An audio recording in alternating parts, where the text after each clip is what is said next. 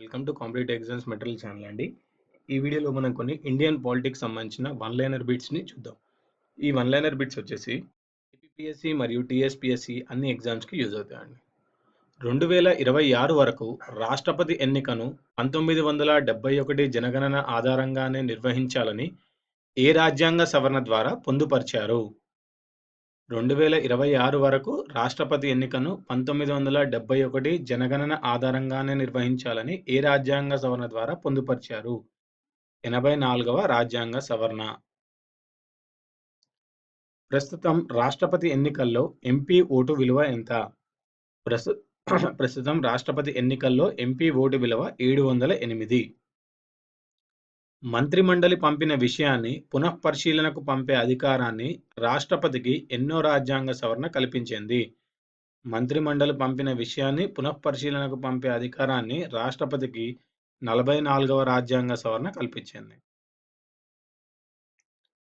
రాజ్యాంగంలోని ఏ ప్రకరణ పారిశ్రామిక యాజమాన్యంలో కార్మికులకు భాగస్వామ్యం కల్పించాలని పేర్కొంటుంది? రాజ్యాంగంలోని ఏ ప్రకరణ పారిశ్రామిక యాజమాన్యంలో కార్మికులకు భాగస్వామ్యం కల్పించాలని పేర్కొంటుంది? 43A అండి. 43A. ఆదేశిక సూత్రాలను వైవిధ్య సెంటిమెంట్లతో కూడిన ఒక చెత్తబుట్టగా పేర్కొన్నది ఎవరు? ఆదేశిక సూత్రాలను వైవిధ్య సెంటిమెంట్లతో కూడిన ఒక చెత్తబుట్టగా పేర్కొన్నది టిటి కృష్ణమాచారి. రాష్ట్రపతి ఎన్నికల్లో ఓటు విలువను ఏ జనగణన ఆధారంగా నిర్ణయించారు? రాష్ట్రపతి ఎన్నికల్లో ఓటు విలువను ఏ జనగణన ఆధారంగా నిర్ణయించారు? 1971. కేంద్ర ప్రభుత్వ ఉద్యోగాల్లో ఓబీసీలకు రిజర్వేషన్లు కల్పించాలనే ఉద్దేశంతో మండల్ కమిషన్ను నియమించిన ప్రధాని ఎవరు? కేంద్ర ప్రభుత్వ ఉద్యోగాల్లో ఓబీసీలకు రిజర్వేషన్లు కల్పించాలనే ఉద్దేశంతో మండల్ కమిషన్ను నియమించిన ప్రధాని మొరార్జీ దేశాయ్. 1977కు ముందు ప్రధానమంత్రి కార్యాలయాన్ని ఏమని పిలిచేవారు? 1977కు ముందు ప్రధానమంత్రి కార్యాలయాన్ని ప్రధానమంత్రి సచివాలయం అని పిలిచేవారు. నెక్స్ట్, చట్టసభల్లో ప్రభుత్వం లేకుండా సభకు అధ్యక్షత వహించేది ఎవరు? చట్టసభలో ప్రభుత్వం లేకుండా సభకు అధ్యక్షత వహించేది రాజ్యసభ చైర్మన్ అండి.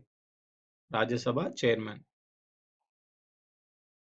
ప్రకరణ 97 ప్రకారం ఉపరాష్ట్రపతి ఏ హోదాలో జీతభత్యాలను పొందుతాడు? ప్రకరణ 97 ప్రకారం ఉపరాష్ట్రపతి ఏ హోదాలో జీతభత్యాలను పొందుతాడు? రాజ్యసభ చైర్మన్ హోదాలో. 75(1)A, 75(1)B క్లాసులను ఏ రాజ్యాంగ సవరణ ద్వారా పొందుపరిచారు? 75(1)A, 75(1)B క్లాసులను ఏ రాజ్యాంగ సవరణ ద్వారా పొందుపరిచారు? 91వ రాజ్యాంగ సవరణ ద్వారా. భారతరత్న అవార్డు పొందిన తొలి ప్రధాని ఎవరు? భారతరత్న అవార్డు పొందిన తొలి ప్రధాని జవహర్లాల్ నెహ్రూ. పార్లమెంటులోని ఏ సభలోనైనా పాల్గొనేవారు ఎవరు? పార్లమెంట్లోని ఏ సభలోనైనా పాల్గొనేవారు attorney general of India. Supreme court జడ్జిల జీతభత్యాల్ని ఎక్కడి నుంచి చెల్లిస్తారు? సుప్రీంకోర్టు జడ్జిల జీతభత్యాలను ఎక్కడి నుంచి చెల్లిస్తారు? కేంద్ర సంఘటిత నిధి. పార్లమెంటరీ కమిటీల్లో అత్యంత ప్రాచీనమైనది ఏది? పార్లమెంటరీ కమిటీలో అత్యంత ప్రాచీనమైనది ప్రభుత్వ ఖాతాల కమిటీ. సాధారణ బిల్లుపై పార్లమెంటు ఉభయ సభల మధ్య వివాదం ఏర్పడితే రాజ్యాంగంలోని ఏ ప్రకరణ ప్రకారం సంయుక్త సమావేశాన్ని ఏర్పాటు చేస్తారు?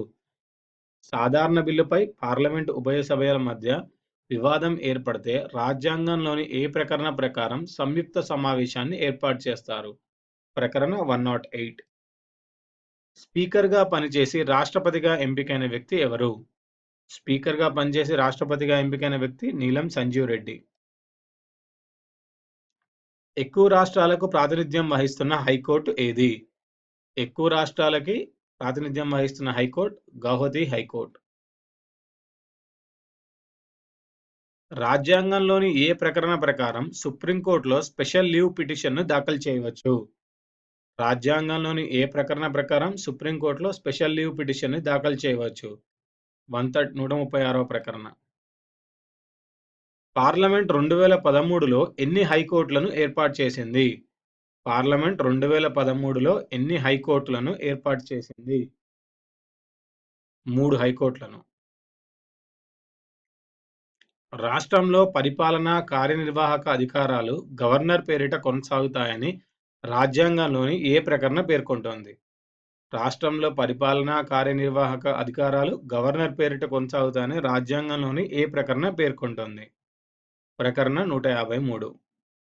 ఇవండి ఈ వీడియోలోని important Indian polity one liner bits. ఈ వీడియో మీకు నచ్చినట్టయితే లైక్ చేయండి, సబ్స్క్రైబ్ చేయండి, షేర్ చేయండి, కామెంట్ చేయండి.